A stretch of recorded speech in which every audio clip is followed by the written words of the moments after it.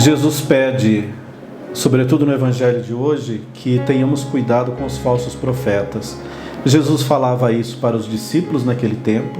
Imagino que haviam muitos falsos profetas, mas ele fala também isso a cada um de nós hoje. Hoje o mundo está povoado de falsos profetas, que falam coisas bonitas, que às vezes aquece o nosso coração, mas toda essa mensagem está muito longe daquilo que verdadeiramente o Evangelho propõe. A gente precisa estar atentos a todo tipo de mensagem que aparentemente é confortante, mas que se distancia de tudo aquilo que nosso Senhor Jesus Cristo nos ensinou. As redes sociais estão repletas de falsos profetas.